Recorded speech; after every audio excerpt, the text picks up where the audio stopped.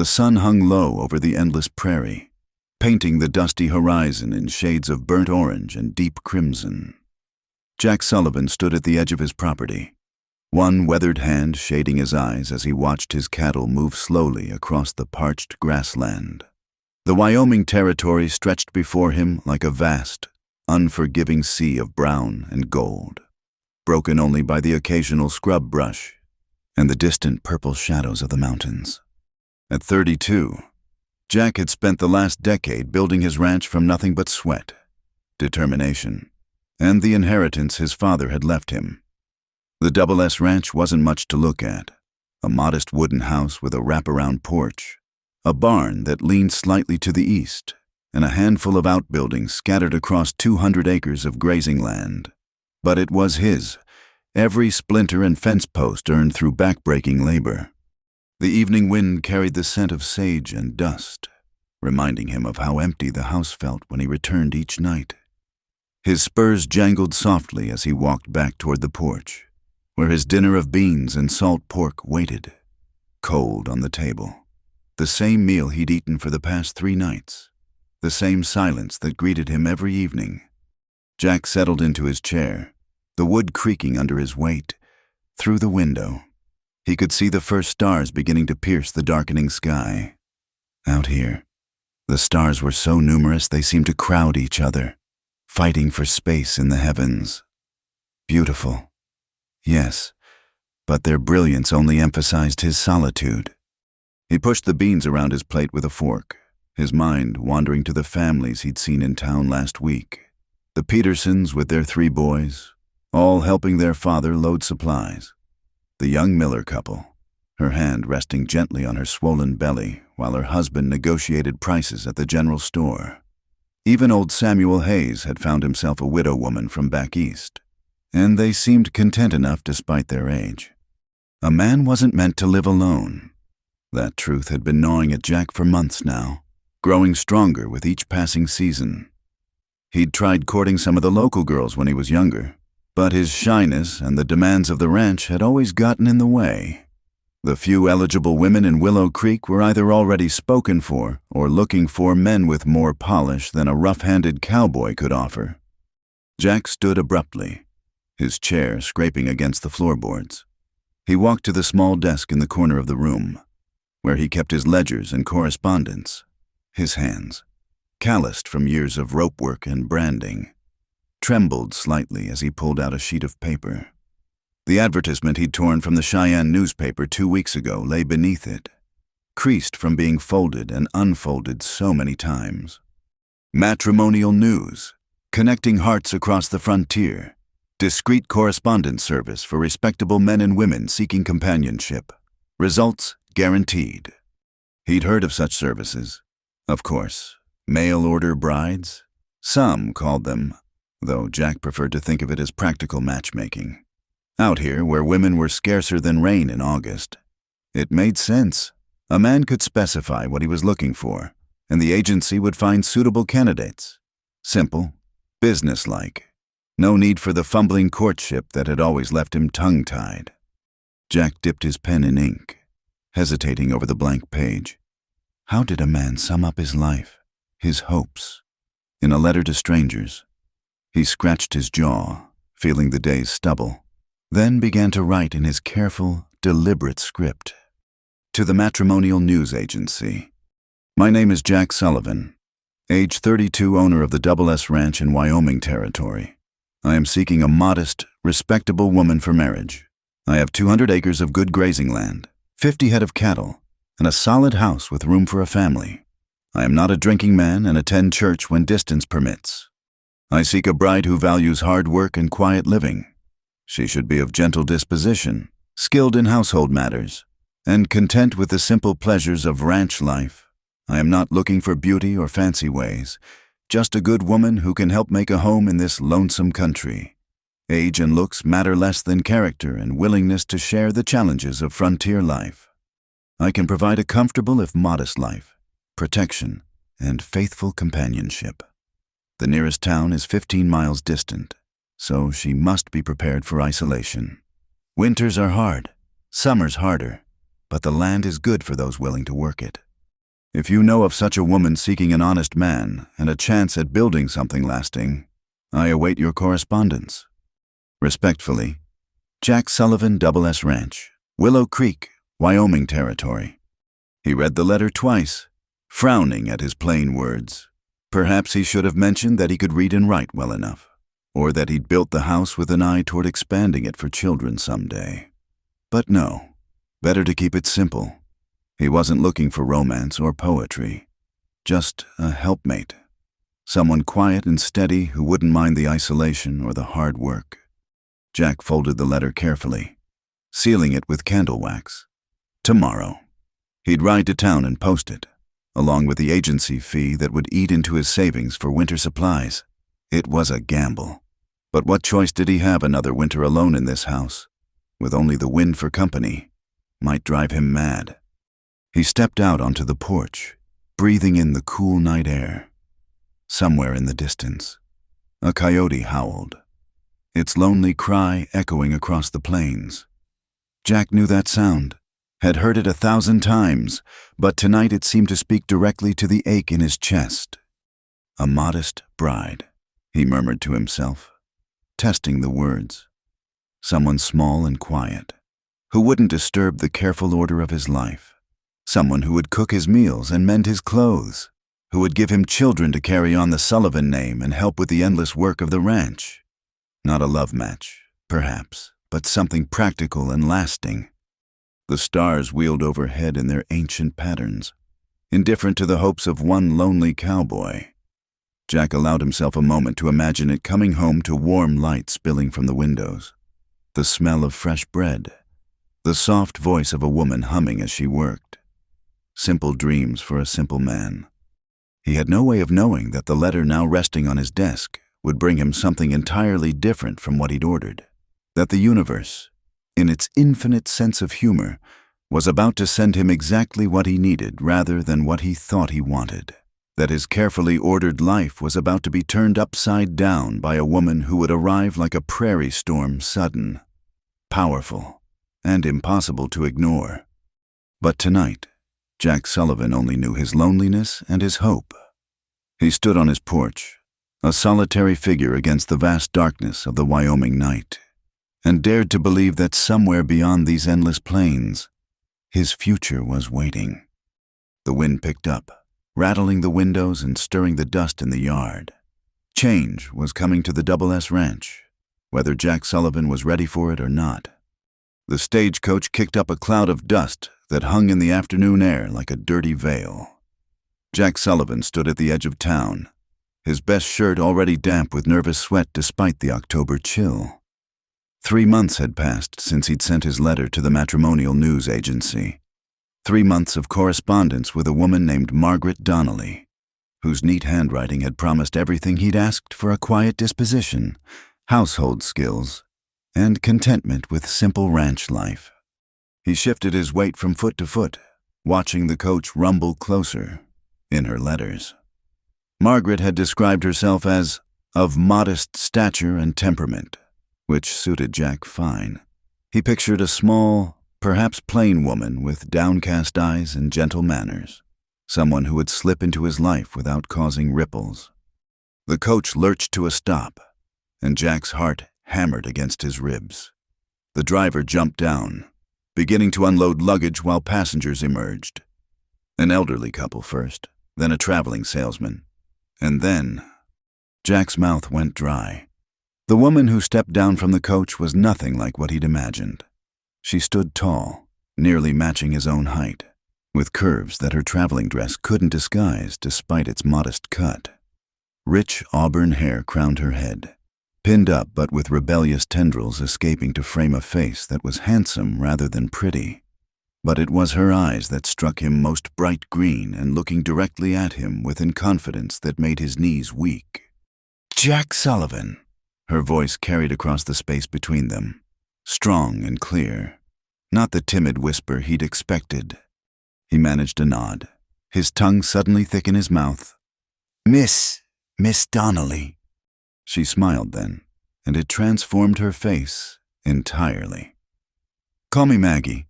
Nobody's called me Margaret since my mother passed." She strode toward him with purposeful steps, extending a gloved hand like a man would. "You're taller than I pictured. That's good, I won't have to stoop."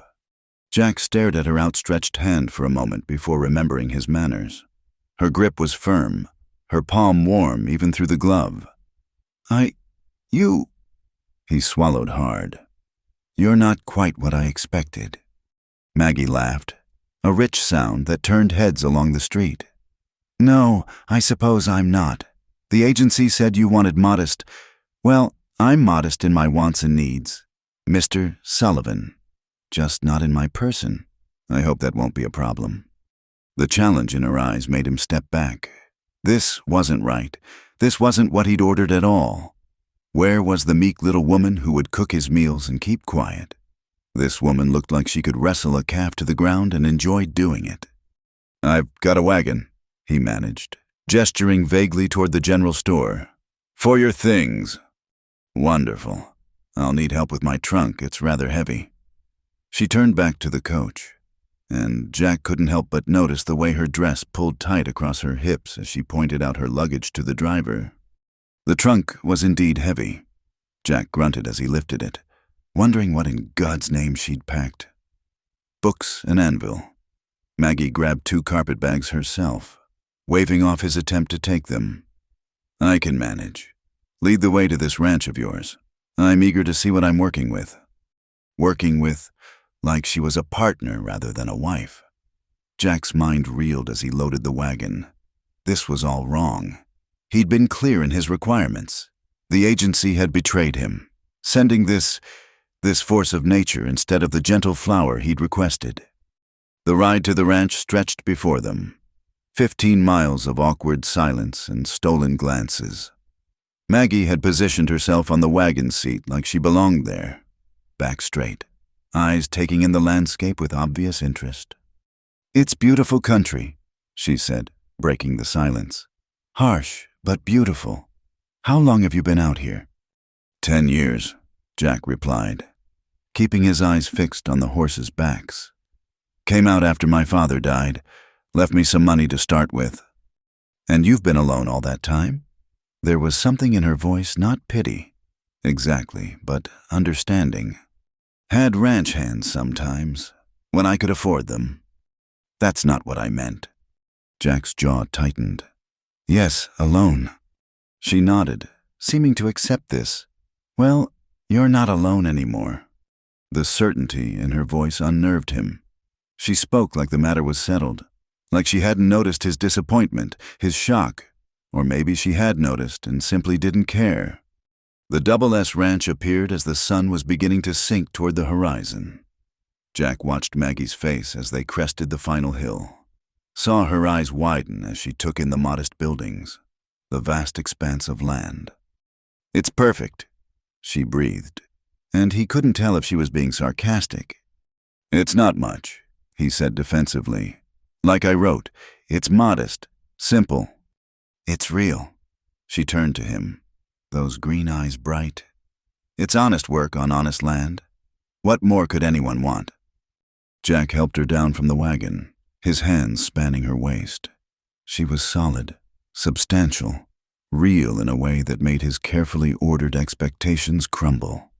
She didn't wait for him to show her inside, but walked right up to the porch, running her hand along the railing he'd built himself. "Good construction," she noted. "You'll have to teach me carpentry. I've always wanted to learn." "That's not... Women don't..." Jack struggled for words. She turned, hands on her hips. "Mr. Sullivan, Jack, let's get something clear right now. I'm not the woman you thought you were getting. I can see that plain as day on your face. But I am the woman who's here. I can cook, clean, sew, and do all those womanly things you're expecting, but I can also work cattle, shoot straight, and speak my mind. Now, you can put me back on tomorrow's stage, or you can show me where I'll be sleeping. What's it going to be?" The challenge hung between them as the last rays of sun painted the prairie gold. Jack looked at her, really looked at her, the set of her jaw, the strength in her stance, the way she faced him without flinching. This wasn't what he'd wanted, but standing there, with the approaching night bringing its familiar loneliness. He found he couldn't form the words to send her away. "I'll show you the house," he said quietly. Her smile was like sunrise. "Good. And Jack, you might want to prepare yourself. I'm not much for sleeping alone when I've got a husband handy." Jack nearly choked. The ceremony isn't until tomorrow. Yes, the justice of the peace in town. I know. But after that, she stepped closer, and he could smell her perfume, something floral but underlaid with the honest scent of travel and determination. "I didn't come all this way to sleep in a separate bed, if you understand my meaning." He understood. God help him. He understood perfectly, and the understanding sent heat flooding through his body. This woman, this Maggie, was going to share his bed tomorrow night. Share it enthusiastically, if her manner was any indication. "The house," he repeated weakly, turning away from her knowing smile. He showed her through the rooms, the kitchen with its large stove, the parlor he rarely used, the bedroom with its narrow bed that suddenly seemed impossibly small. Maggie nodded approvingly at each space, already making plans aloud. "We'll need curtains here, and a proper garden come spring. Oh, and that bed will never do. We'll need something bigger, much bigger." By the time they'd finished the tour and eaten a simple supper of stew and biscuits, full dark had settled over the ranch. Maggie insisted on helping with the dishes, their shoulders brushing as they worked side by side. Jack had never been so aware of another person's presence, the warmth radiating from her body, the soft humming under her breath. "I'll bed down in the barn," he said when the last dish was dried. "You'll do no such thing." She dried her hands purposefully. "This is your house. I'll take the settee in the parlor." "But Jack," she moved closer, her hand touching his arm. "Tomorrow night will be different, very different." And before he could respond, before he could think, she rose on her toes and pressed her lips to his. Not a gentle, modest kiss like he might have expected from the bride he'd ordered. This was fire and promise and barely restrained hunger. When she pulled back, his head was spinning. "Good night, Jack," she said, her voice husky. "Sweet dreams." She left him standing in the kitchen, his lips still burning, his orderly world tilting on its axis. Through the window, he could see stars beginning to fill the sky, but for once, their cold light offered no comfort. Tomorrow he would marry this woman, this strong, bold, utterly unexpected woman. And tomorrow night, Jack groaned, running his hands through his hair. He'd ordered a modest bride. Instead, fate had sent him Maggie Donnelly, who looked at him like a mountain cat eyeing its prey. And God help him. Part of him, a part growing stronger by the minute, was eager to be caught. The morning sun crept through the kitchen window, finding Jack hunched over his coffee cup like a man awaiting execution. He hadn't slept. How could he, knowing what had transpired the night before? His hands trembled slightly as he raised the cup to his lips, the event still burning fresh in his memory. The ceremony yesterday had been simple, witnessed by the justice of the peace and his wife in their small parlor in town. Maggie had worn a deep green dress that matched her eyes, looking radiant and utterly confident while Jack stumbled over his vows. She'd held his gaze throughout, her lips curved in that knowing smile that made his collar feel too tight. But it was what happened after that haunted him now. The ride back to the ranch as husband and wife. The dinner she'd prepared, beef and potatoes seasoned with herbs he didn't know he owned. The way she'd moved around his kitchen like she'd always belonged there. And then, "You're up early?" Jack nearly dropped his cup. Maggie stood in the doorway, wrapped in a shawl over her nightdress, her hair loose around her shoulders in waves of auburn fire. In the morning light, she looked softer somehow, but no less formidable. "Couldn't sleep," he muttered, not meeting her eyes. She moved into the kitchen with that same easy confidence, pouring herself coffee from the pot. "I suppose that's understandable, given the circumstances."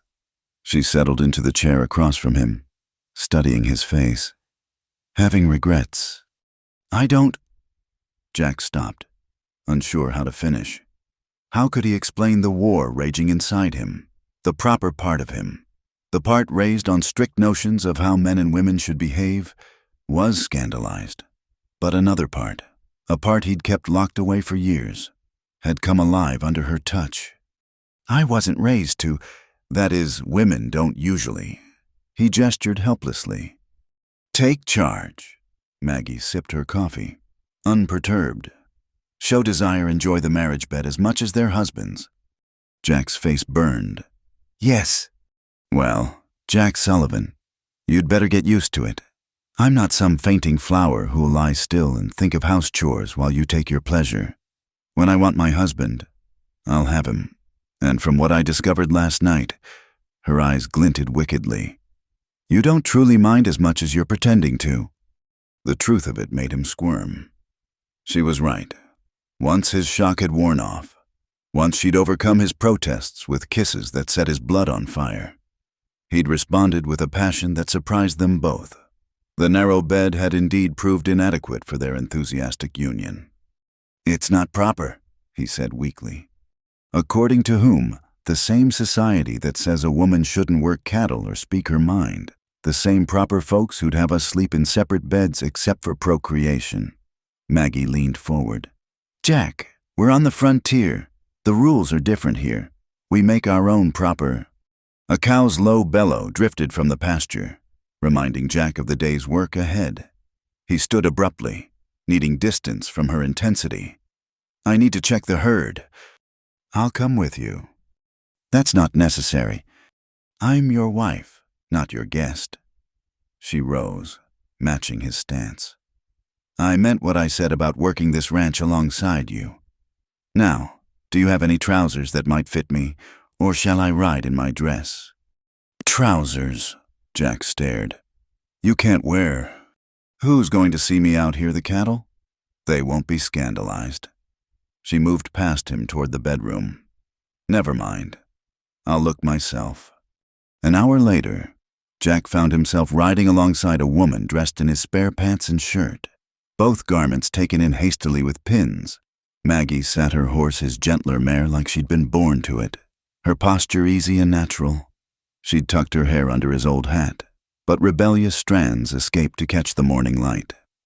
Tell me about the operation, she said as they approached the main herd.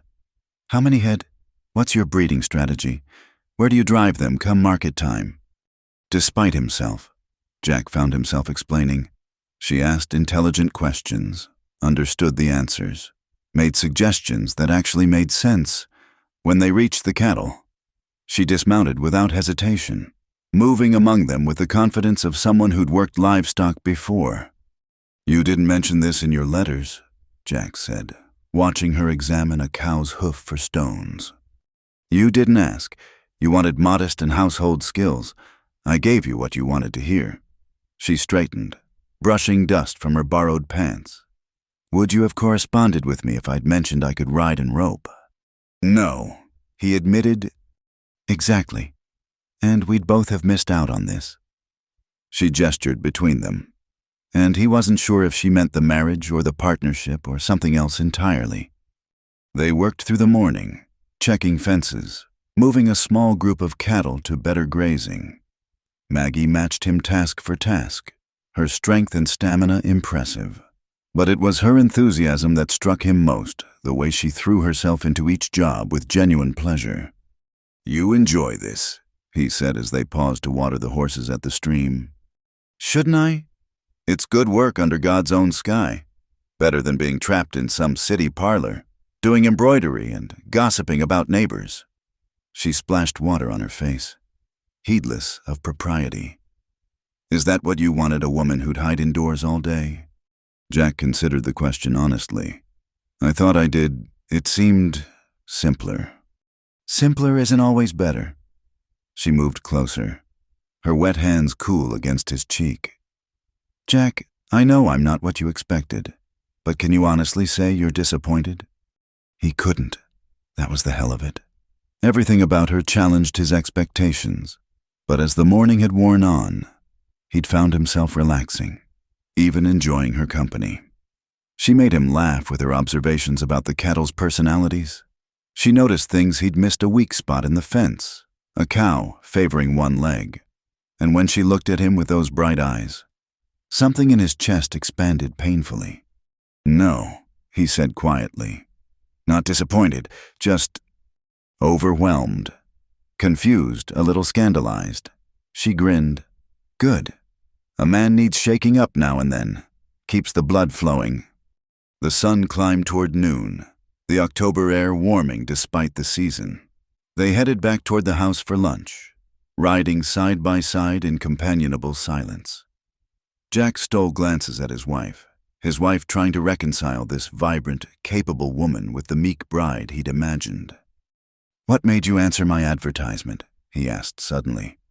"A woman like you must have had options." Maggie's expression grew thoughtful. "Options, yes, but not good ones. Men who wanted to tame me, turn me into something I'm not, or men who saw my strength as a challenge to their manhood." She looked at him directly. "Your letter was honest, simple. You didn't promise romance or riches, just partnership. I figured a man that's straightforward might have room for a straightforward woman. Even though I asked for modest, especially because you asked for modest, it told me you weren't looking for some ornament or servant. You wanted a real partner, even if you couldn't quite say it."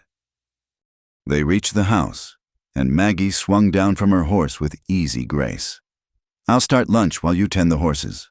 And Jack," she paused at the porch steps, "tonight, I'm thinking we should work on building that bigger bed. The current one's already looking worse for wear." Her laughter carried into the house, leaving Jack holding the reins of both horses, his face burning and his body responding to the promise in her words. This woman would be the death of him. Or perhaps, he thought as he led the horses to the barn, she'd be the making of him. The ranch house had never felt so alive as it did that afternoon, with Maggie's presence filling every corner, the smell of fresh bread baking, the sound of her humming as she worked, the sight of his spare clothes hanging on her curved frame.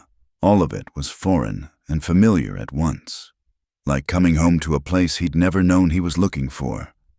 But beneath the domestic peace lurked the memory of the night before and the promise of the night to come. Maggie's frank desire, so different from everything he'd been taught about proper women. Both thrilled and terrified him. She'd taken the lead, showing him pleasures he'd never imagined, drawing responses from his body that left him gasping. "A modest bride," he muttered to himself as he brushed down the horses. "Got a curvy bride dragging me to bed before dawn." But even as he said it, he felt the anticipation building.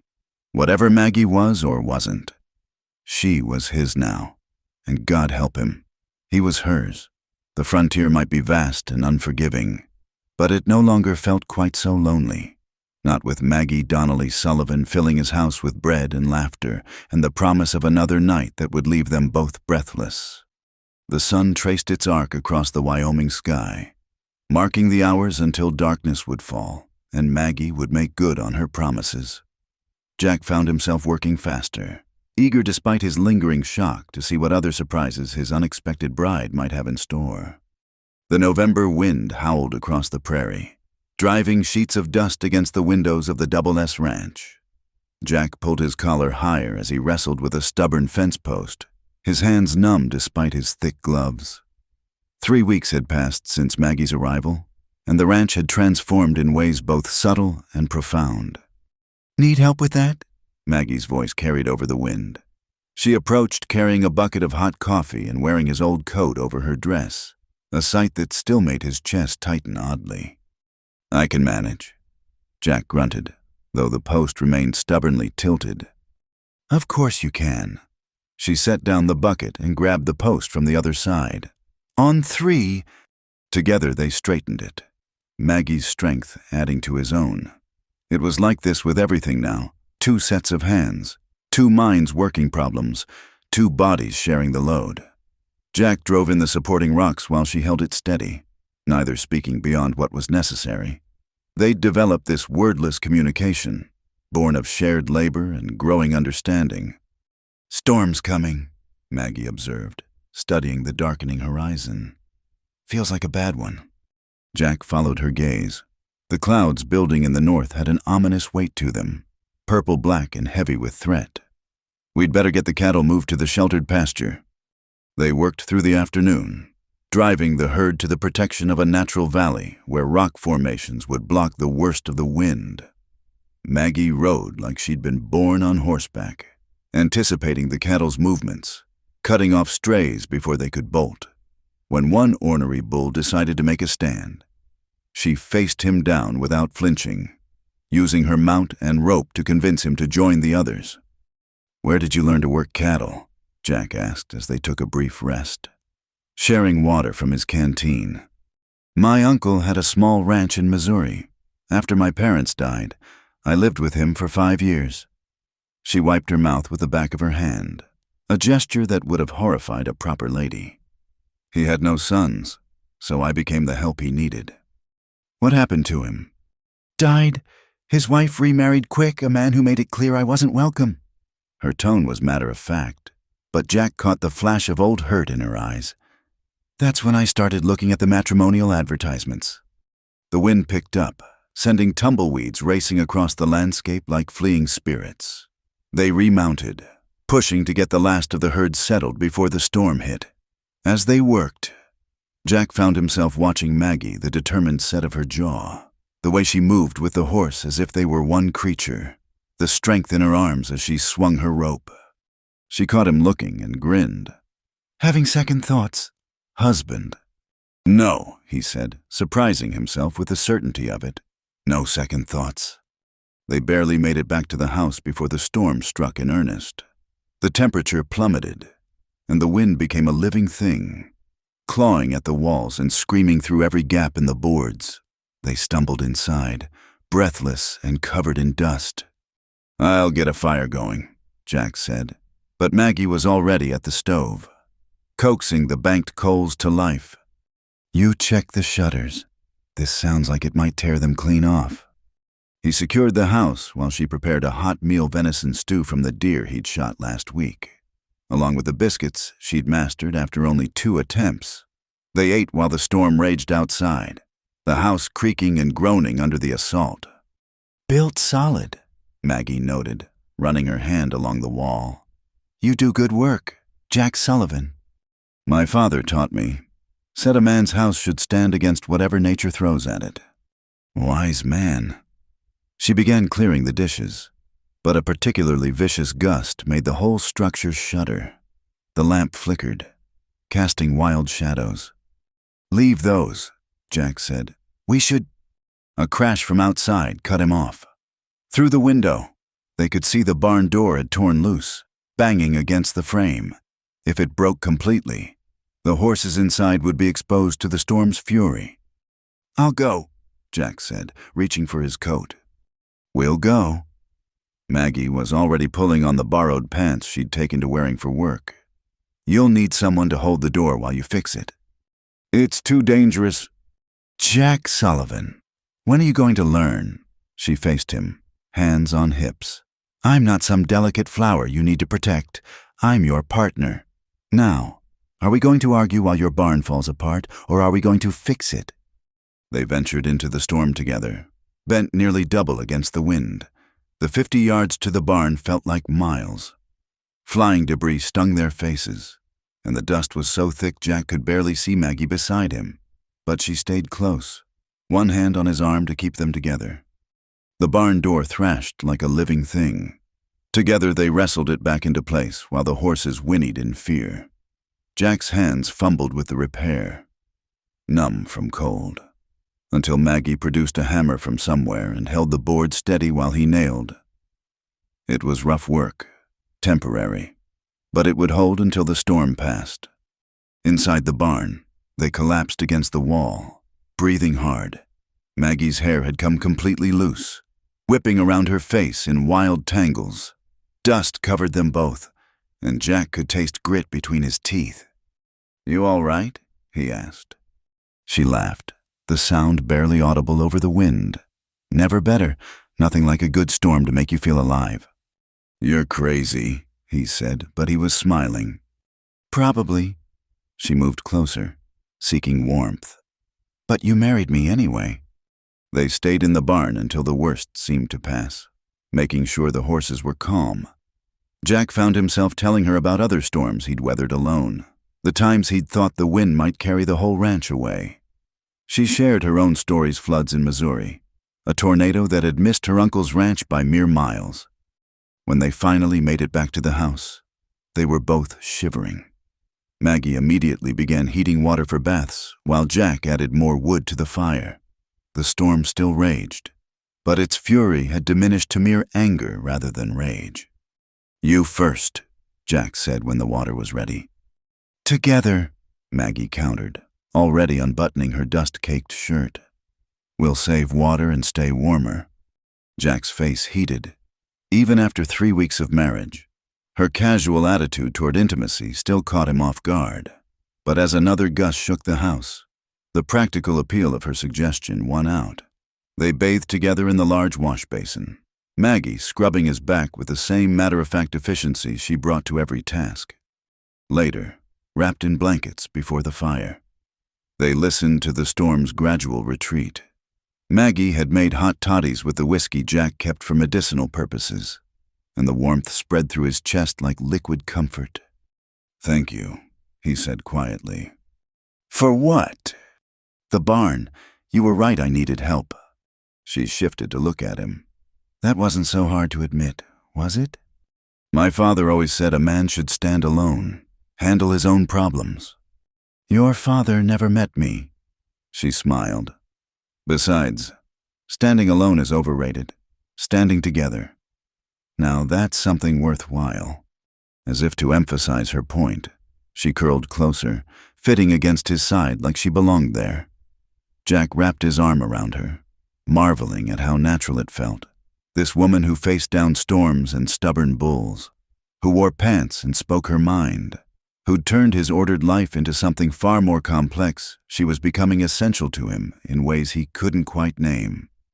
"The townspeople won't approve," he said. "A woman working cattle, wearing pants, acting like your equal." Maggie's voice held a challenge. "Let them disapprove. We're the ones out here doing the work, surviving the storms. Their opinion won't keep the cattle fed or the ranch running." Jack knew she was right, but the thought of facing the judgment of Willow Creek's proper citizens made his stomach knot. He'd always been a man who followed the rules, kept his head down, avoided notice. Maggie was anything but unnoticeable. "We'll face them together too," she said, reading his thoughts with uncanny accuracy. "That's what partners do." The storm finally blew itself out near midnight, leaving an eerie quiet in its wake. They ventured out to survey the damage, some fencing down, minor damage to the chicken coop, but nothing that couldn't be repaired. The herd had weathered it well in their sheltered valley. "We make a good team," Maggie said as they stood on the porch, looking out at the storm-scrubbed landscape under stars. "Yes," Jack agreed, surprising himself again with the readiness of his admission. "We do."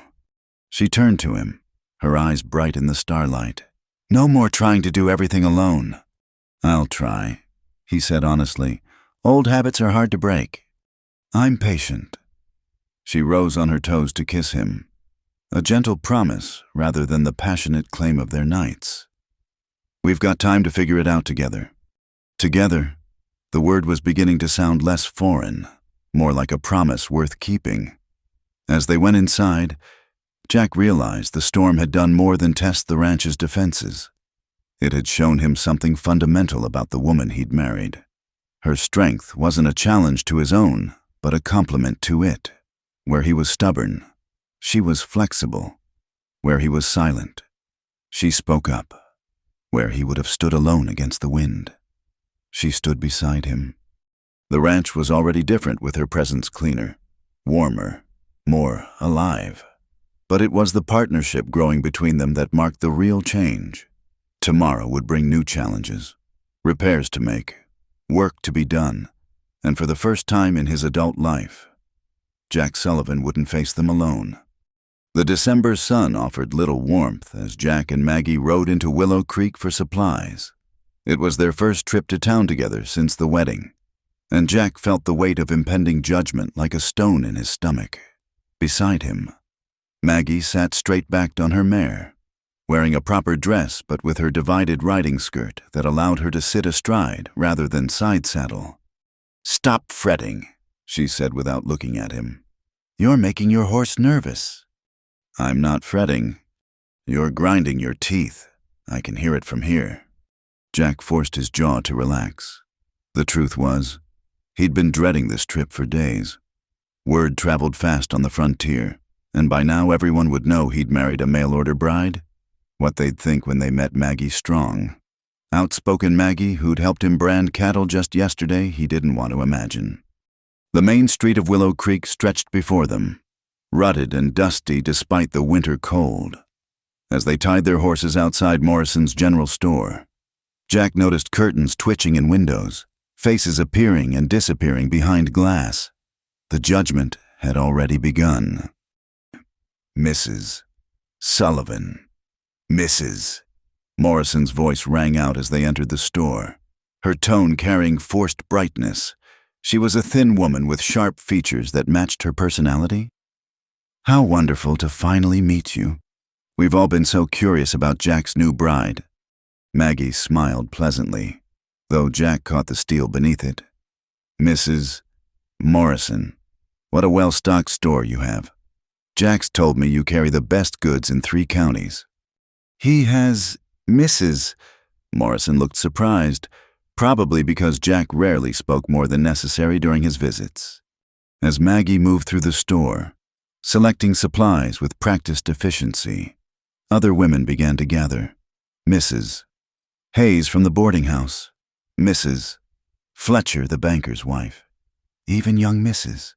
Peterson with her baby on her hip. They circled like wolves, their smiles showing too many teeth. "Such an interesting riding costume," Mrs.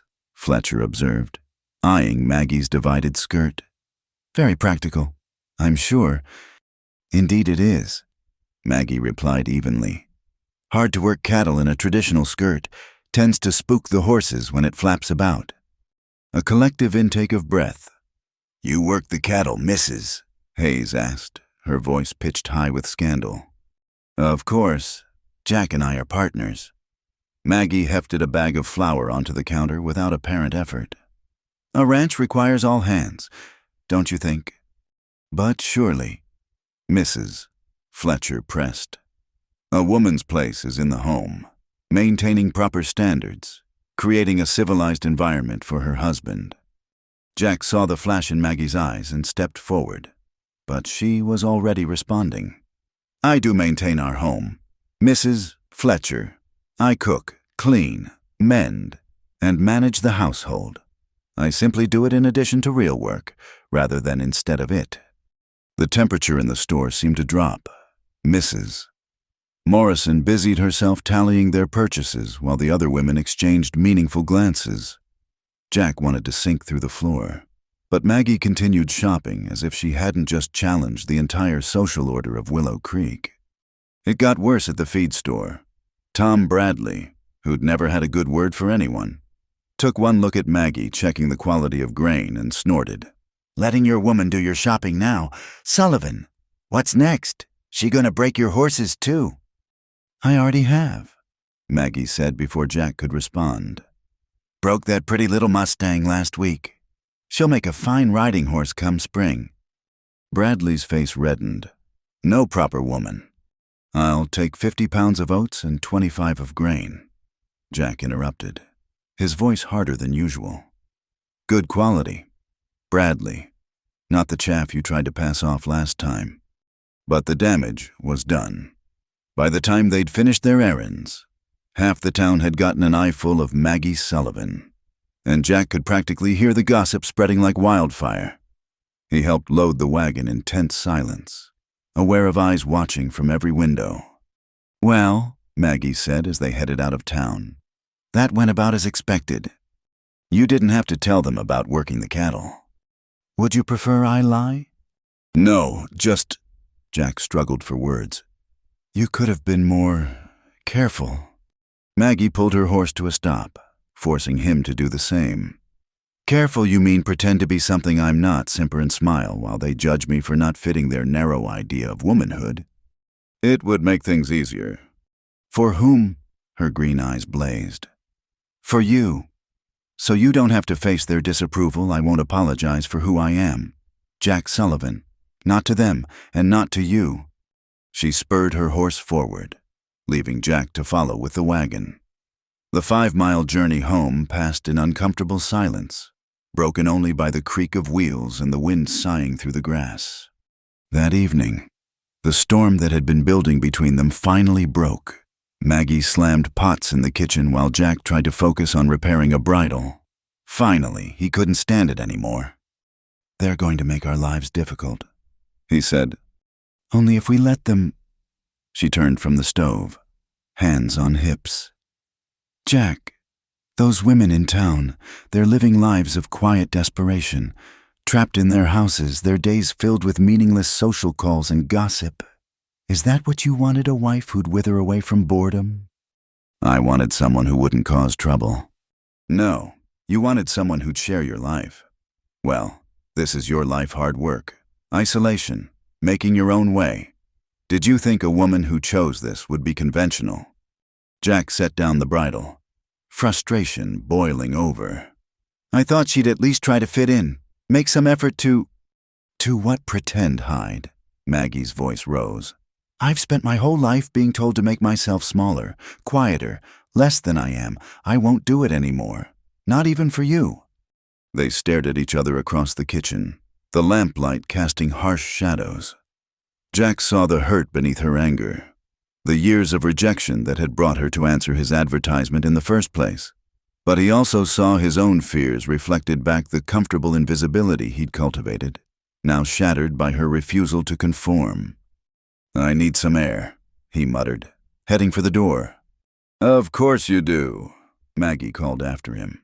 Run away, Jack. It's easier than standing your ground. Her words followed him into the cold night. Jack walked to the barn, seeking the familiar comfort of horses and hay. But even here, Maggie's presence was evident, the stalls cleaned with her thorough attention, the new bridle she'd mended hanging on its peg. He thought about the women in town, their pinched faces and careful manners. Then he thought about Maggie this morning, laughing as she helped him corner an escaped calf, her face bright with exertion and joy. Which version of life did he really want? Old Sam, his lead horse, nickered softly. Jack ran his hand along the animal's neck, remembering how Maggie had gentled him after he'd gotten spooked in the storm. She had a way with creatures wild and domestic, a natural understanding that couldn't be taught. She's right, isn't she? He asked the horse.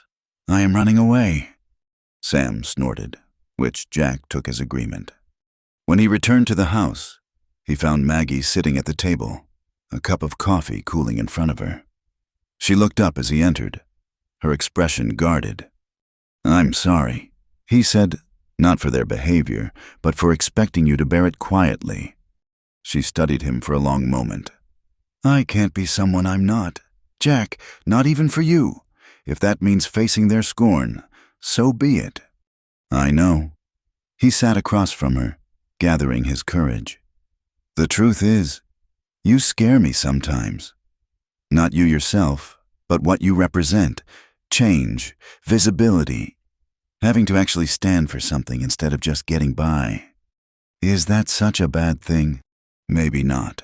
He reached for her hand, relieved when she let him take it. You're right about those women in town. They're miserable. Most of them, trying to maintain standards that don't make sense out here. But you still care what they think. I care what it means for us. They could make things difficult, refusing to sell to us, spreading rumors, isolating us further. Maggie squeezed his hand.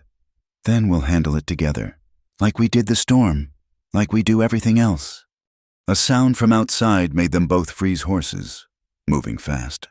Jack grabbed his rifle, Maggie right behind him with the shotgun.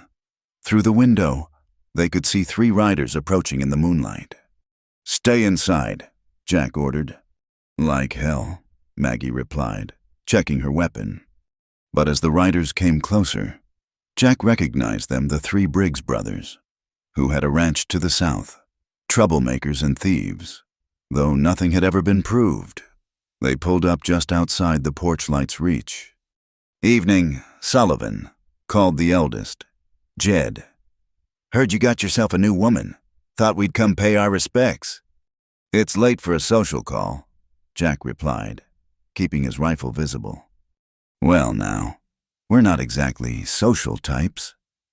Jed's grin was visible even in the darkness.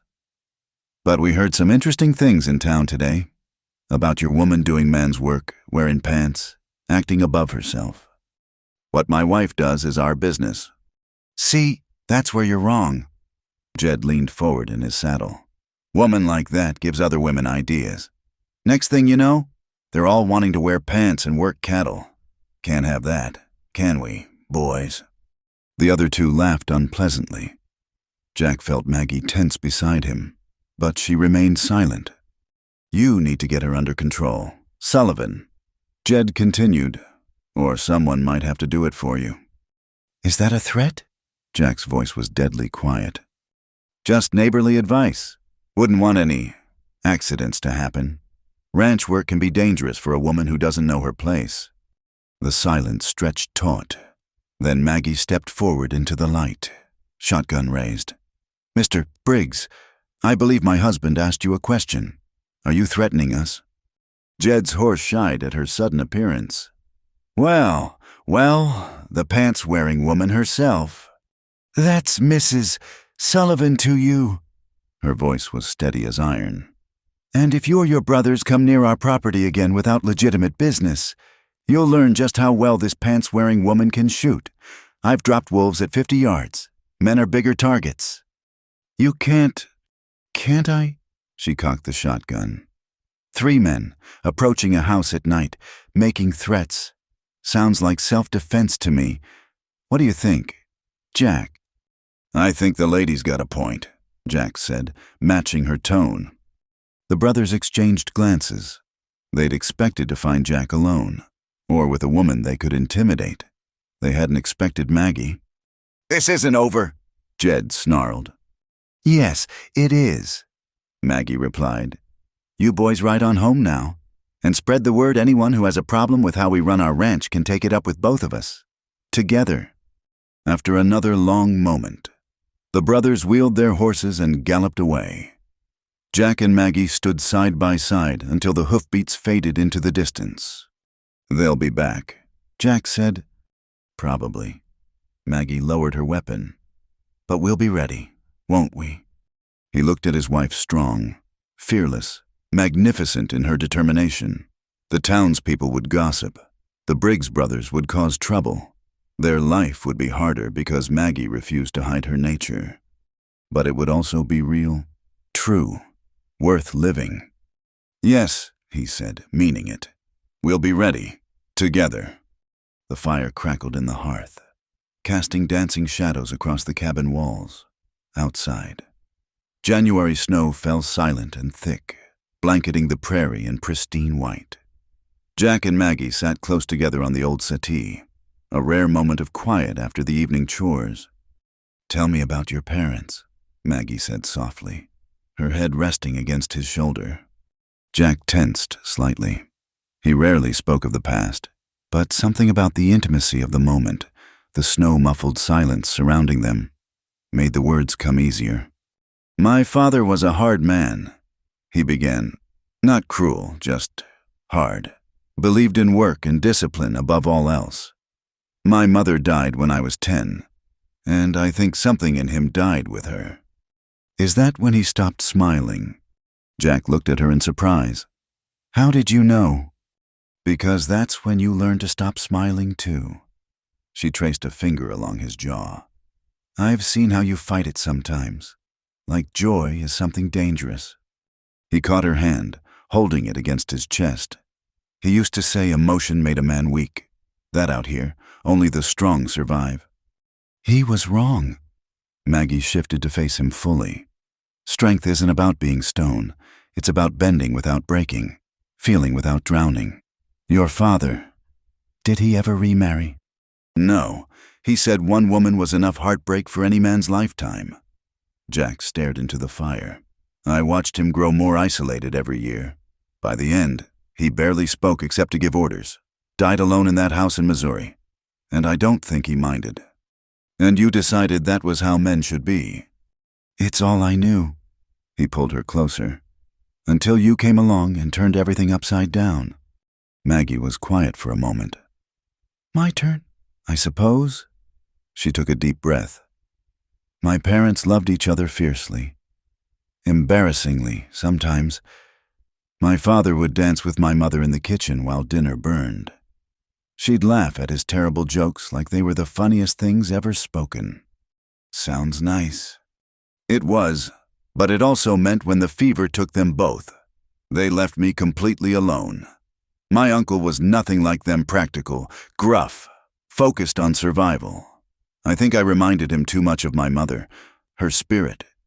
He called it like it was some kind of curse. Is that why his wife wanted you gone? Partly, but mostly because I refused to shrink myself down to fit their idea of proper. I'd learned from my parents that life was meant to be lived fully, with passion and laughter, and yes, even heartbreak. My aunt saw that as dangerous. Jack turned this over in his mind. My father would have agreed with her. And what do you think now? He considered the question honestly. These past months with Maggie had challenged everything he'd believed about how life should be lived. Her laughter filling the quiet corners of the house. Her fierce joy in the work, even when it was hard. The way she threw herself into each day like it was a gift rather than just another test of endurance. I think, he said slowly, that I spent so many years trying not to feel anything that I forgot how to feel at all. Until you. She kissed him then, soft and sweet. You feel plenty, Jack Sullivan. You just need practice showing it. I don't know how. Sure you do. You showed it when you stood up to the Briggs brothers. When you defended me to Tom Bradley at the feed store last week. When you brought me those wildflowers yesterday, even though you pretended they were just weeds you were clearing. Jack's face heated. You knew. Of course I knew. Weeds don't come with their stems carefully trimmed and arranged. She smiled. It was the sweetest bunch of weeds I ever received. They sat in comfortable silence, listening to the wind whisper against the windows. The house felt different now than it had in the fall warmer, not just from the fire, but from the life they'd built within its walls. Maggie had added touches everywhere, curtains she'd sewn from fabric bought despite his protests about the expense. A rag rug by the bed, herbs hanging from the kitchen rafters. I need to tell you something, Maggie said suddenly, about why I really answered your advertisement. Jack felt her tense against him. You don't have to. Yes, I do. We're past keeping secrets. She sat up, meeting his eyes. There was a man back in Missouri. After my uncle died, Henry Garrett owned the biggest spread in the county. He wanted to marry me. But you came here instead. He didn't want to marry me. Exactly. He wanted to own me. Saw my strength as something to be broken, like a wild horse. He courted me properly at first, all charm and promises. But when I refused to give up my uncle's land to his control, when I insisted on keeping my own property, she shuddered. He showed his true nature. Jack's hands clenched. Did he hurt you? He tried, cornered me in the barn one evening, said he'd make me understand my place one way or another. But I'd learned a thing or two about defending myself by then. Broke his nose and possibly his pride. That's when I knew I had to leave. Maggie.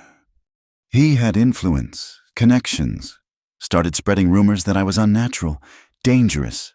Soon enough, no one would buy from me or sell to me. I sold the land for half its worth to the first buyer and used the money to come here. She looked at him steadily. So you see, I didn't just answer your ad looking for a husband. I was running. We're all running from something, Jack said quietly. I was running from turning into my father, from the loneliness that was eating me alive. Maybe that's not such a bad thing, if we're running toward each other. Her eyes softened. When did you become so wise? Must be your influence. He pulled her back against him. This Henry Garrett, he ever comes around here, he'll find more than a broken nose waiting for him. My protective husband, she teased, but he could hear the warmth in it. Don't worry. Men like him don't chase what they can't easily catch. He's probably found some other woman to torment by now. They talked on as the snow continued to fall, sharing smaller stories, now childhood memories, dreams they'd put aside, fears they still carried. Jack found himself speaking more in that one evening than he had in years, the words flowing easier with each passing hour. I used to want to travel. He admitted, see the ocean, maybe even take a ship somewhere foreign. Why didn't you? The ranch, responsibility. My father said wandering was for men with no roots. Your father said a lot of things. Maggie's voice was gentle but firm. Doesn't mean they were all true. What about you? What did you dream of? She was quiet for so long he thought she wouldn't answer. Then, a partnership, real and true. Someone who'd see me as I am and not want to change me. Someone I could build something with, not just maintain what already existed. And have you found it? She turned in his arms, studying his face in the firelight. I'm starting to think I have. Are you? Instead of answering with words, Jack did something that would have shocked his younger self. He cupped her face in his work-rough hands and kissed her deeply, pouring all the emotion he struggled to voice into the connection between them. When they finally broke apart, both breathing hard, Maggie's eyes were bright with unshed tears. I'll take that as a yes, she whispered. Later, as they prepared for bed, Jack watched Maggie brush out her long hair by the window. The snow had stopped, and moonlight turned the landscape into something from a fairy tale. She hummed softly, that same tuneless melody she favored while working, and he felt his chest tighten with an emotion he was only just learning to name. I love you, he said suddenly, the words surprising them both. Maggie's hands stilled. She set down the brush and came to him, taking his face in her hands. Say it again. I love you, Maggie Sullivan. Not the woman I thought I wanted, but the woman you are. Fierce and strong and impossible and perfect. Jack Sullivan, she breathed. I've been waiting to hear you say that since the night you tried to sleep in the barn. That was months ago. I know. I'm patient. Remember? She kissed him softly. I love you too. Have from the first moment you looked at me with such horror at that stage stop. I wasn't horrified, he protested. You were terrified. She laughed. But you didn't send me away. That told me everything I needed to know about the man beneath all that stone. They fell into bed together, the new frame Jack had built creaking only slightly under their combined weight. Outside, the wind picked up again, but inside the house was warm and filled with something more precious than heat, the fragile, growing certainty of two people learning to be truly together. No more secrets, Maggie asked in the darkness. No more secrets, Jack agreed. No more running, no more hiding. Just us, building something real. Just us, he confirmed, pulling her close. As sleep took them, Jack marveled at how different his life had become. The boy who'd learned to suppress every feeling would barely recognize the man who now held his wife close and whispered words of love. But perhaps that was the point of partnership, not just sharing the work and the hardship, but allowing another person to help you become who you were meant to be. The prairie wind sang its ancient song, but for the first time in his life, Jack Sullivan didn't hear loneliness in its voice. He heard promise. He heard home. The February sun was deceptively bright, offering little warmth as Jack and Maggie made their monthly trip to Willow Creek. The town seemed busier than usual, and Jack soon discovered why a crowd had gathered near the courthouse. Voices raised in heated discussion. What's happening? Maggie asked, standing in her wagon seat for a better view. Before Jack could answer, Mrs. Fletcher emerged from the crowd, her face pinched with righteous indignation. Mrs. Sullivan, she said, the title dripping with disdain. "How convenient you're here. We were just discussing your influence on our community." "My influence?" Maggie climbed down from the wagon, and Jack noticed how the crowd shifted to watch her. 3 of our young ladies have taken to wearing divided skirts. Mrs. Hayes chimed in. "And the Peterson girl was caught helping her father with the cattle yesterday. Her mother is beside herself." "Good for her," Maggie said calmly. "Fresh air and honest work never hurt anyone." The crowd murmured, and Jack saw Judge Thornton push his way to the front. He was an older man, respected in the community, with silver hair and a face marked by years of frontier justice. "Mrs. Sullivan," the judge began formally. "Certain concerned citizens have brought a complaint. They claim you're disrupting the social order, encouraging unwomanly behavior that threatens the moral fabric of our town." "That's ridiculous," Jack started, but Maggie placed a hand on his arm. "What exactly am I accused of?" "Judge Thornton." Mrs. Fletcher stepped forward, producing a piece of paper. "We have testimonies. You've been seen working cattle in men's clothing, teaching young women to shoot, conducting business at the bank without your husband present, and," she paused dramatically, "expressing opinions on matters of commerce and politics in public forums." "All true," Maggie said simply. "Is any of it illegal?" "It's indecent," someone shouted from the crowd. Judge Thornton raised his hand for silence. "While there's no law against such behavior, the complaint suggests you're a corrupting influence. Some have even suggested," he looked uncomfortable, "that you might not be a proper Christian woman at all, but something else." "You mean a witch?" Maggie laughed, the sound ringing clear across the square. "Because I wear pants and speak my mind." "This isn't funny," Mrs. Fletcher snapped. "You're destroying everything we've worked to build here. Civilization requires standards, propriety." "Civilization requires people who can survive," Maggie interrupted. "Tell me, Mrs. Fletcher, what would you do if outlaws attacked your home while your husband was away faint and hope for the best?" "The men protect us. That's the natural order." "The natural order," Maggie's voice rose. "The natural order is survival. Out here, that means everyone pulls their weight.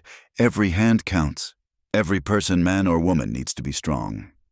"Strength in women leads to chaos," Reverend Mills interjected, stepping out from the crowd. "The Bible is clear about a woman's place." "Is it?" Maggie challenged. "What about Deborah, who led Israel jail, who saved her people? The woman of Proverbs 31, who bought fields and planted vineyards with her own hands." The Reverend's face reddened. "You twist Scripture to suit your purposes." "I read Scripture with eyes unclouded by fear of strong women." The crowd was growing larger, townspeople drawn by the commotion. Jack saw the Briggs brothers at the edge, grinning like wolves, scenting blood. This was what they'd wanted: public humiliation. The town turned against them. "Enough," Judge Thornton commanded. "Mrs. Sullivan, these are serious accusations. While no law has been broken, the community's concerns must be addressed. I'm calling a formal hearing for tomorrow morning. You may present your defense then." "A trial," Jack exploded. "For what, being herself?"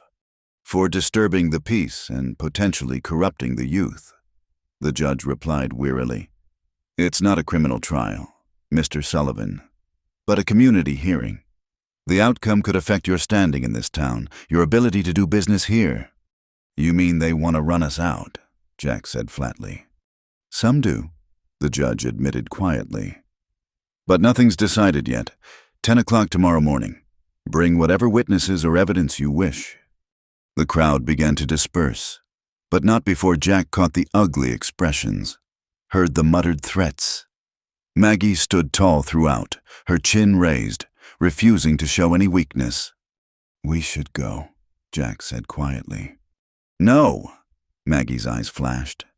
"We came for supplies, and we'll get them. I won't slink away like I've done something wrong." They completed their errands in tense silence. the store clerk serving them with obvious reluctance. Jack could feel the weight of watching eyes, the judgment pressing down like a physical thing. On the ride home, Maggie was uncharacteristically quiet. Jack finally couldn't stand it. "You all right?" "I'm furious," she said simply, but not surprised. It was only a matter of time before they found an excuse to come after us. "This is my fault. If I'd stood up to them sooner, been clearer about supporting you." "No," she turned to him. "This isn't about you, Jack. It's about them and their fear. I threaten everything they believe about how the world should work." "What are we going to do?" "Fight," Maggie said simply. "What else can we do?" That night, they sat at the kitchen table, planning their defense. Jack had never seen Maggie so focused, so determined. She made lists, outlined arguments, thought through every possible attack. "We need witnesses," she said, "people who'll speak for us, who everyone's either against us or too scared to stand up." Maggie tapped her pencil against the table. Maybe not. What about Doc Harper? He seemed grateful enough when I helped deliver the Gonzalez baby last month." "That was different. His wife was ill, and there was no one else." "Exactly. I was there when the town's proper ladies were too delicate to help. And what about Jim Patterson didn't seem to mind my unwomanly behavior when I helped him round up his scattered herd after the storm?" Jack considered this. There had been moments, instances where Maggie's strength had benefited others. But would anyone admit it publicly? "It's worth trying," he said finally. "I'll ride out at first light. Talk to them." "We'll ride out," Maggie corrected. "Partners, remember?" They worked until late, preparing arguments, discussing strategy. When they finally went to bed, Jack could feel the tension in Maggie's body, the way she held herself rigid against him. "Are you scared?" he asked in the darkness. "Terrified," she admitted. "Not of them, but of what this means. If they drive us out, where do we go? This ranch is everything we've worked for." "Then we don't let them drive us out." Jack pulled her closer. "You stood up to the Briggs brothers. You've faced down storms and stampedes. A bunch of gossiping townspeople shouldn't be any worse." "It's different," she said softly. "Weather and cattle are honest in their danger. This is people deciding you don't deserve to exist as you are. That's a special kind of cruelty." The next morning dawned cold and clear. They dressed carefully, Maggie in her best dress, properly corseted and buttoned, her hair pinned severely. Jack wore his wedding suit, brushed clean of dust. They looked respectable, conventional even, and Jack hated the necessity of the disguise. The courthouse was packed when they arrived. It seemed the entire town had turned out for the spectacle. Judge Thornton sat at the front, looking deeply uncomfortable with the proceedings. Mrs. Fletcher and her coalition of proper ladies occupied one side, the Briggs brothers lounging against the back wall with undisguised satisfaction. "This hearing will come to order," Judge Thornton announced. "Mrs. Sullivan, you stand accused of promoting behavior unbecoming a Christian woman and disturbing the social order of our community. How do you answer?" Maggie stood. "I answer that I am guilty of being myself. Your Honor, nothing more, nothing less." "She admits it, Mrs." Hayes exclaimed. "I admit to wearing practical clothing when working. I admit to using whatever skills I possess to help my husband maintain our ranch. I admit to refusing to pretend weakness I don't feel or ignorance I don't possess." Maggie's voice carried clearly through the room. "If these are crimes, then I'm guilty." "You see, Mrs." Fletcher stood. "She's unrepentant, proud. Even, what example does this set for our daughters?" "A good one, I hope," Maggie replied. "That they can be more than ornaments. That they can be partners to their husbands, not just servants. That they can use the minds and bodies God gave them for more than just looking pretty and pouring tea." "Blasphemy," Reverend Mills thundered. "Is it?" Jack stood suddenly, unable to remain silent. My wife quotes scripture as well as you do. Reverend, she works harder than most men in this town. She's saved my ranch more than once with her strength and intelligence. How is that blasphemous? A man who can't control his woman, Jed Briggs called out. A man who doesn't need to control his woman because she's his partner, not his property. Jack shot back. Judge, may I speak to this trial? Judge Thornton nodded. Proceed, Mr. Sullivan. Jack moved to the front, his heart hammering. Public speaking had never been his strength, but for Maggie, he'd find the words. Most of you know me. I've been here 5 years, kept to myself, caused no trouble. When I sent for a bride, I thought I wanted someone meek and quiet, someone who wouldn't disturb my life. He looked at Maggie. Instead, I got someone who made my life worth living. You say she's unwomanly because she works cattle and wears pants, but when outlaws threaten, do you want a woman who faints or one who can shoot? When children need delivering and the doctor's unavailable, do you want a woman who's too delicate to help or one who'll roll up her sleeves and save lives? This territory is hard. It doesn't care about our notions of proper, it only cares about who's strong enough to survive. My wife is that strong. And if that threatens you, he looked directly at Mrs. Fletcher. Maybe you should ask yourself why. Pretty words. Mrs. Fletcher sneered. But we have testimonies. I have testimonies too, a voice called from the back. Doc Harper pushed through the crowd. Mrs. Sullivan helped deliver 3 babies in the last 2 months when my wife was too ill to assist. She saved lives that would have been lost if we'd waited for proper help. And she helped me save my herd, Jim Patterson added, stepping forward. Worked harder than any hired hand I've had, didn't ask for payment either. One by one, people began to speak. Not many, but enough.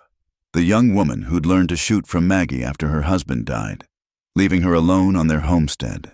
The Mexican family whose children Maggie had taught to read when the school wouldn't take them. Small kindnesses, practical help, given without thought to propriety or social standing. Judge Thornton raised his hand for silence. This is not a criminal court, and I have no power to punish or exile anyone who hasn't broken the law. What I see here is a woman who refuses to conform to certain expectations. That's not illegal, however uncomfortable it might make some people. But the moral fabric, Mrs. Fletcher protested. The moral fabric of our community is strengthened by those who help their neighbors and work honestly. The judge continued. Mrs. Sullivan, while your behavior may be unconventional, I find no evidence of corruption or evil influence. If young women choose to emulate your strength and capability, perhaps that's not entirely a bad thing for a frontier town. This is outrageous, Reverend Mills stood.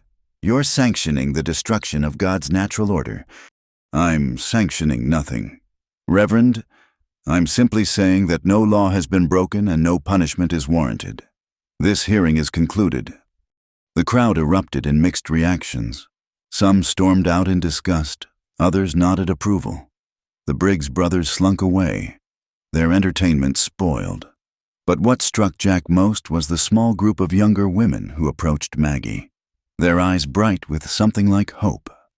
Could you really teach us to shoot? One asked timidly. And ride astride, added another. Maggie glanced at Jack, a question in her eyes.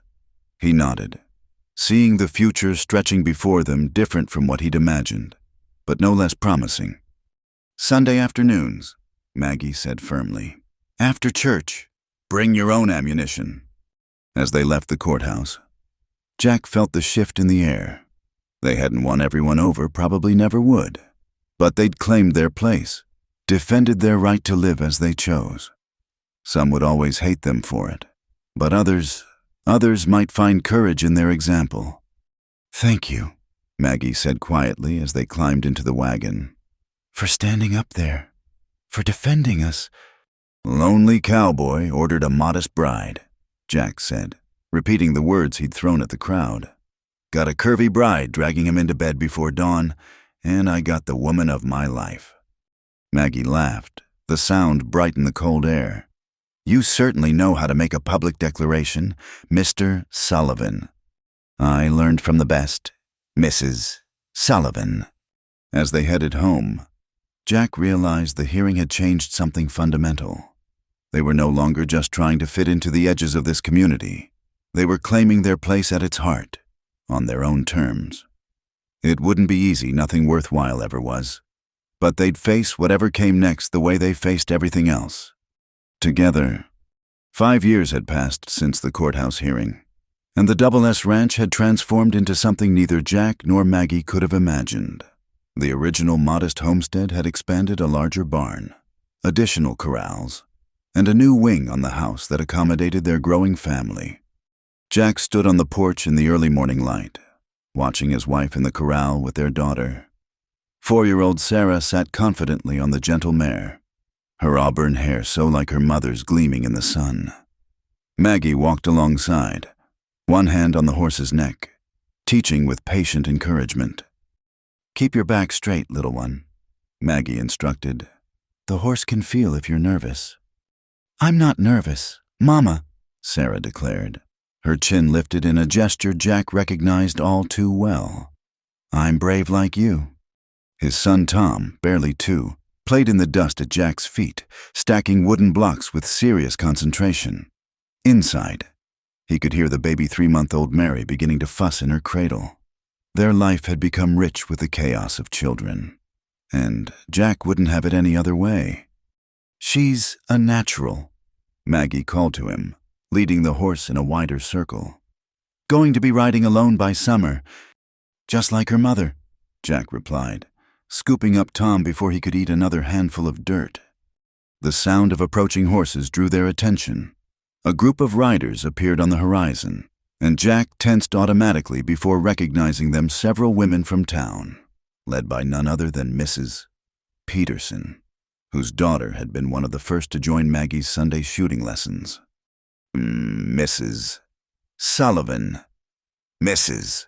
Peterson called out as they drew closer. "We're not too early, are we?" "Right on time," Maggie replied, helping Sarah dismount. "Jack, can you take the children inside? We'll need the full corral." The transformation of the town's attitudes had been gradual but remarkable. What started as a handful of young women seeking Maggie's teachings had grown into something larger, a quiet revolution in how frontier women saw themselves. They came for shooting lessons, but stayed for so much more riding, basic veterinary care, even financial management. "I'll get Mary," Jack said, passing Tom to Maggie for a quick kiss. "You ladies try not to terrorize any passing cowboys with your marksmanship." "No promises," called out Jenny Patterson. Now Jenny Brooks after marrying the blacksmith. She wore divided skirts without shame and had become one of the best shots in the county. Inside, Jack settled Mary with a bottle and watched through the window as Maggie organized the women. Some were new, clearly nervous about this departure from convention. Others moved with the confidence of those who'd already discovered their own strength. All of them looked at Maggie with something approaching reverence. The change hadn't come without cost. The Briggs brothers had tried twice more to cause trouble, once attempting to scatter their herd, another time damaging fences, but each time, the community response had surprised everyone. Neighbors who'd once gossiped about Maggie had ridden out to help repair the damage. Men who'd mocked Jack for not controlling his wife had stood with him against the troublemakers. The final confrontation had come 2 years ago, when Jed Briggs, drunk and angry, had cornered Maggie in town. He'd grabbed her arm, snarling something about teaching her a lesson. Maggie had broken his grip and laid him flat with a right cross that became legend.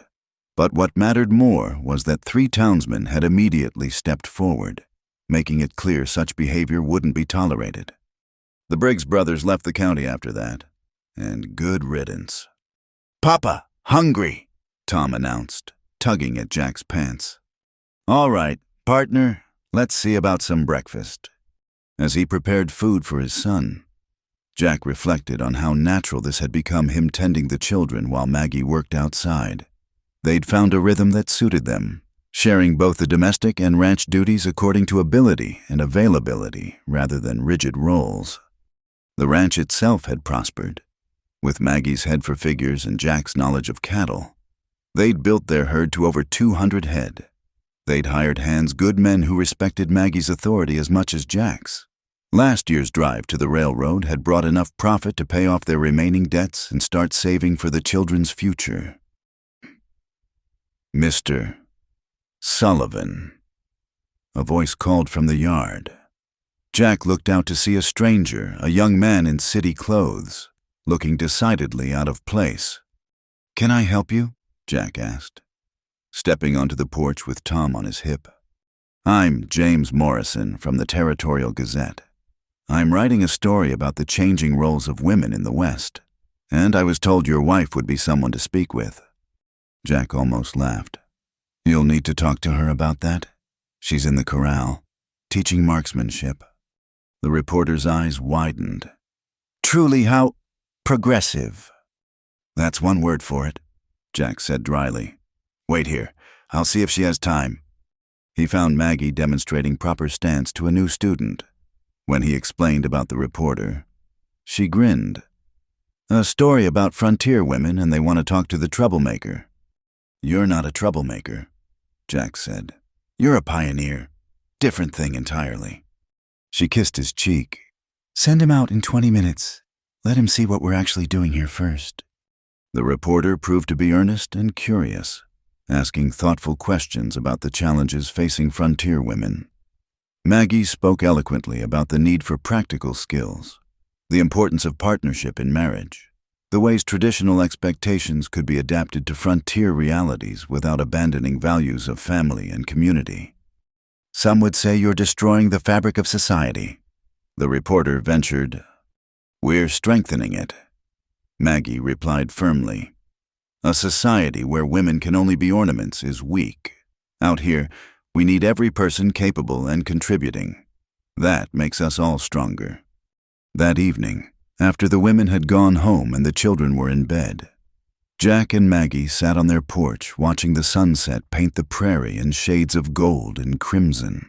The landscape that had once seemed so harsh and lonely now felt like home in the deepest sense. "Do you ever regret answering my advertisement?" Jack asked, taking her hand. Maggie laughed. "Do you ever regret sending for a modest bride and getting me instead?" "Never," he said immediately. "Though I sometimes wonder what would have happened if you'd been what I ordered." "You'd have been miserable," Maggie said confidently. "Oh, you'd have survived, kept the ranch running, lived your quiet life, but you wouldn't have truly lived, and neither would I." She was right, of course. The life they'd built together was nothing like what he'd imagined, but it was infinitely richer. Their home rang with laughter. Their children grew strong and confident. Their ranch prospered, and their partnership had become the stuff of local legend, sometimes still gossiped about, but more often held up as an example of what was possible when two people truly worked as one. "The reporter asked if I had any regrets," Maggie continued, "about the controversy, the judgment, the hard times." "What did you tell him?" "That every worthwhile thing comes with a price. We paid ours in gossip and opposition, but look what we bought with it." She gestured to the ranch, the home, the life they'd created. "I'd pay it again twice over." A small cry from inside announced that Mary was awake. Jack started to rise, but Maggie was already moving. "I'll get her. You enjoy the sunset." She returned with the baby, settling back beside him to nurse. It was a scene of such domestic tranquility that Jack almost laughed, remembering how scandalized he'd once been by Maggie's frank approach to physical matters. "What are you smiling about?" Maggie asked. "Just thinking about that first night, when you, as I so eloquently put it at the hearing, dragged me into bed before dawn." "I did no such thing," Maggie protested with mock indignation. "I merely suggested we make the most of our marriage. You came quite willingly, as I recall." "Shocked out of my mind, but willing," Jack admitted. "Best shock of my life." They sat in comfortable silence as darkness gathered. In the distance, a coyote called. But it no longer sounded lonely to Jack's ears. It sounded like the voice of the land itself, wild and free and honest. "We should write to that reporter," Maggie said suddenly. "Tell him the most important part." "What's that?" "That the secret isn't about women becoming like men or men becoming like women. It's about people becoming themselves, fully and truly. It's about partnerships based on respect and capability rather than rigid roles. It's about building something together that neither could build alone." "That's a lot of wisdom for one article," Jack teased. "Then maybe I should write my own," Maggie mused. "A guide for frontier wives." Chapter 1. How to choose a husband who won't faint when you wear pants. Chapter 2. The importance of dragging shy cowboys into bed before dawn, Jack added. Their laughter carried across the prairie, mixing with the night sounds and the gentle breathing of their baby. Tomorrow would bring its own challenges: cattle to tend, children to raise, a ranch to run. The women would come for their lessons, bringing their daughters now too. The town would continue its slow evolution, not without resistance but with growing acceptance that the frontier demanded new ways of thinking. But tonight, Jack Sullivan sat with his wife and baby on the porch of the home they'd built together, and knew himself to be the luckiest man in the territory. He'd ordered a modest bride and received so much more: a partner, a lover, a friend, and the co-author of a life worth living. The stars emerged one by one in the vast Wyoming sky, each a point of light in the darkness, like the changes Maggie had brought to their community, small individual lights that together illuminated a new way forward. The lonely cowboy was lonely no more, and the curvy bride who dragged him into bed before dawn had become the cornerstone of a life, a family, and a legacy that would last long after they were gone. In the distance, another coyote answered the first, and then another, until the night filled with their wild chorus. Not lonely at all, Jack thought, pulling his family closer, just free. Thank you for listening to this Wild West love story. I'd love to hear where you're enjoying this tale from. Please comment below and let's connect. Don't forget to subscribe to the From Wild West channel and share your thoughts about Jack and Maggie's journey. What did you think of their story? Let me know in the comments.